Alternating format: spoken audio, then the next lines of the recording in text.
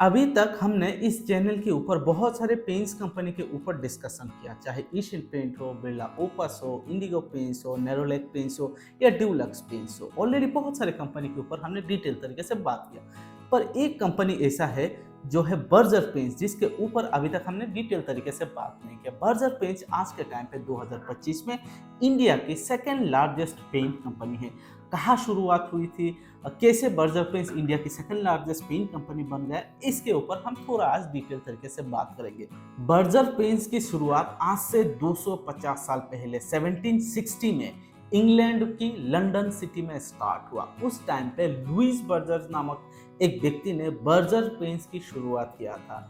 Louis Berger जो था ना, वो देखा कि भाई इंग्लैंड में एक पर्शियन ब्लू नामक पेंट प्रोडक्ट बहुत ज़्यादा बिक रहा है। तो उस टाइम पे लुइस बर्जर ने सोचा कि भाई मैं इसी प्रोडक्ट से अपना पेंट्स कंपनी की शुरुआत करूँ।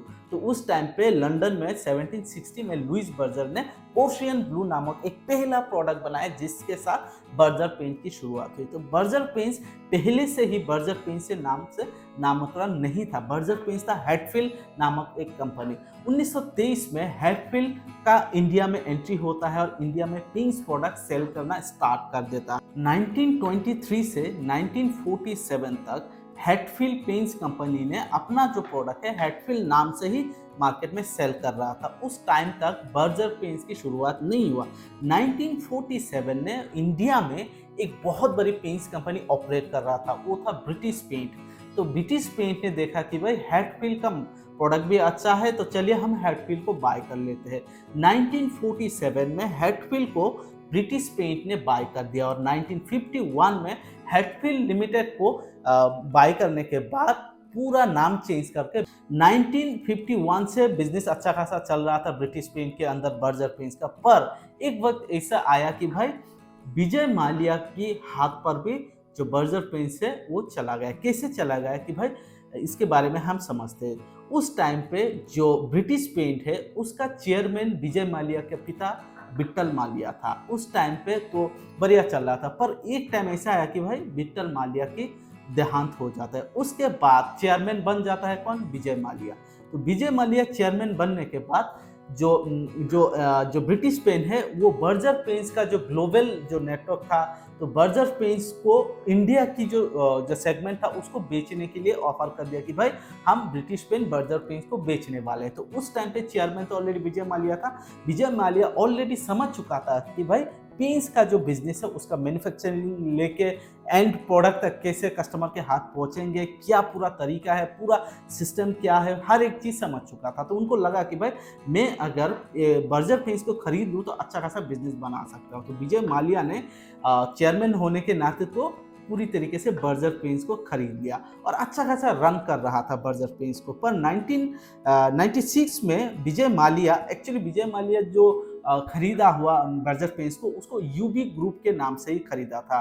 तो उस टाइम पे तो बढ़िया चला था। 1996 में विजय माल्या बर्जर पेंट्स को अच्छा खासा तरीके से चला नहीं पा रहा था। बहुत सारे इश्यूज होंगे जिसके कारण नहीं चला पा रहा था। उस टाइम पे विजय माल्या ने डिसाइड किया कि भाई हम बर्जर पेंट्स को धिंगरा फैमिली के ऊपर हम सेल कर देंगे कि भाई आप ले लो, हमसे ये संभाल नहीं पा रहा है। तो धिंगरा फैमिली ने बर्जर पेंट्स को विजय माल्या से खरीद लिया। तो आप सोचो 1760 से धीरे धीरे करके बर्जर पेंट्स किसके हाथ जाके जाके लास्ट में धिंगरा फैमिली के हाथ चला गया और आज बर्जर पेंट्स पूरे इंडिया की सेकंड लार्जेस्ट पेंट कंपनी बन चुका है। आज अगर हम बात करें कि बर्जर पेंट्स के पूरे इंडिया में 25 मैन्युफैक्चरिंग प्लांट है। इसके अलावा पूरे इंडिया में बर्जर पेंट्स ने अभी तक 41 टिंटिंग मशीन इंस्टॉल करा चुका है। एशियन पेंट के बाद बर्जर पेंट्स का टिंटिंग मशीन इंडिया में सबसे ज़्यादा है।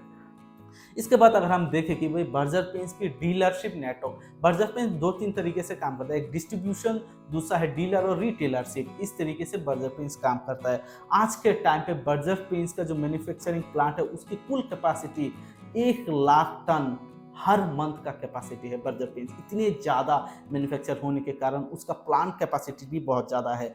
और डीलरशिप की बात करें 25,000 प्लस डीलर नेटवर्क पूरे इंडिया में बर्जर पेंट्स का बन चुका है। इसके अलावा बर्जर पेंट्स में प्रोडक्ट भी बहुत दमदार है, हर एक प्रोडक्ट है। आप उसके वेबसाइट पे जाके देखना या पोर्टफोलियो में जाके देखना, बहुत ज़्यादा प्रोडक्ट, चाहे इंटीरियर हो, एक्सटीरियर हो, वाटर प्रूफिंग प्रोडक्ट हो, हर एक सेगमेंट में बर्जर पेंट्स बहुत अच्छा काम कर रहा है। बर्जर पेंट्स का एक पॉपुलर प्रोडक्ट है वॉल मास्टर, जो कि एक हाईएस्ट सेलिंग प्रोडक्ट है। हर एक किसी ना किसी कंपनी में आप देखना, हर एक कंपनी में एक प्रोडक्ट ऐसा होता है जो हीरो प्रोडक्ट होता है। जैसे कि एशियन पेंट का अगर देखो तो रॉयल सीरीज का जो प्रोडक्ट है सबसे अच्छा बिकने वाला प्रोडक्ट है। तो उसी प्रकार वॉल मास्टर का जो प्रोडक्ट है बहुत बढ़िया सेल होता है बर्जर पेंट्स का। तो बर्जर पेंट्स के बारे में आज यही था। कैसा लगा जरूर कमेंट्स कीजिएगा।